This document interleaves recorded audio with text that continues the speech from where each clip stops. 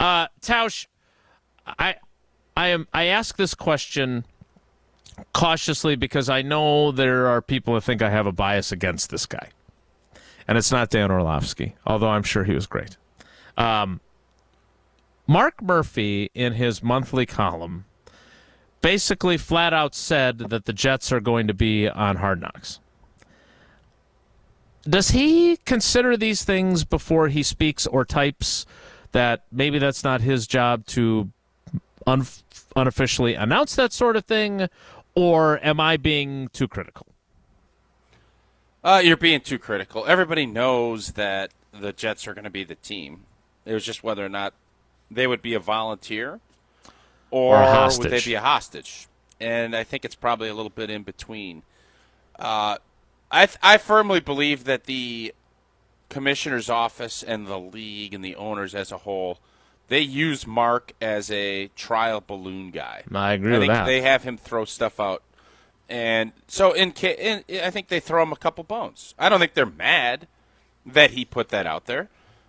Do I think it probably was something they really wanted him to? Probably not. But, yeah, you have a bias against Mark Murphy. You don't like him. And that's okay. You don't have to like everybody. We've done the discussion of Hard Knocks and would you want the Packers on, would you not, many times before. But Mark Murphy, in this Q&A that he does, he answers 5 fans' questions the first Saturday of every month on Packers.com. The fan who prompted this small piece of news being broken, and Tausch is right. I think everyone assumed that this was going to be the case anyway. But the fan was adamant that he does not want the Packers on Hard Knocks ever. And as Mark Murphy pointed out to him, if you miss the playoffs 2 years in a row, the league can force you to be on it. And the Packers missed the playoffs last year. If the Packers do miss the playoffs this year, which, correct me if I'm wrong, since I was not going to go back and listen to him on my own, is Dan Orlovsky predicting the Packers will make the playoffs this season? He is. And he also said that he talked to Matt LaFleur about a job, right? Matt LaFleur and him discussed different coaching opportunities that Dan decided to pass on. Yes. If the Packers don't make the playoffs, and Dan Orlovsky is wrong about that, if you're the NFL, do you force the Packers to finally do it? 100%. I agree. Yeah. Well, here's the deal. Dunk. Here's the thing that nobody's really talking about and what's going to happen. I just saw that Netflix inked a 10-episode deal with Jerry Jones for about $50 million. You have Amazon out there. You have HBO Max. You got CBS's deal, whatever it is. Nothing is stopping these teams from doing their own Hard Knocks and getting their own money. And you're either going to do it and grab that cash, or you're going to sit back and say, no. Or you're going to be forced to do it and not make money. So I would venture to say you're going to see more teams, players, coaches get more involved doing more stuff than less. And in a world where everything is getting more and more split, I think the NFL is going to not only – I don't think they're even going to mandate this anymore. I think people are going to be volunteering because it's good for their brand and they're going to end up making a bunch of money on it.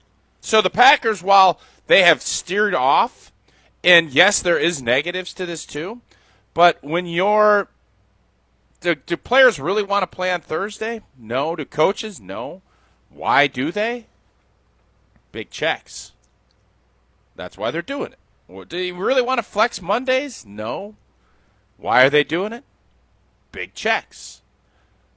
Do teams want to let people in and see what all goes on behind the scenes? No. But why would they? Big checks. So it's going to happen. And I hope it's not because the Packers missed the playoffs, but get ready. And I think from a Packers standpoint, especially let's say this season goes like a lot of us think, up and down and kind of an average deal. 7, 8, 9 wins. You are now, even though Green Bay will never have to promote like the Jacksonville Jaguars or Tennessee, you've seen this already where you're always going to be sold out. You're always going to have a lot of interest until you don't. And I think the Packers, in a fragmented media space, do you want to control what happens or do you want to let somebody else control it?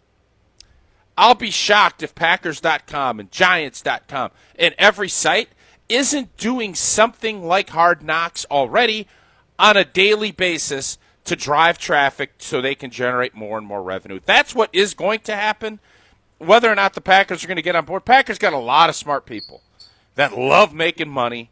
They're going to be on board, and then you can steer clear. And if Hard Knocks comes on, great. All right, you're doing Hard Knocks. Well, we're already doing such and such a 10-series doc on Amazon. All right. That's, I think, the road that this is going down. So we saw this when Rodgers went to the Jets.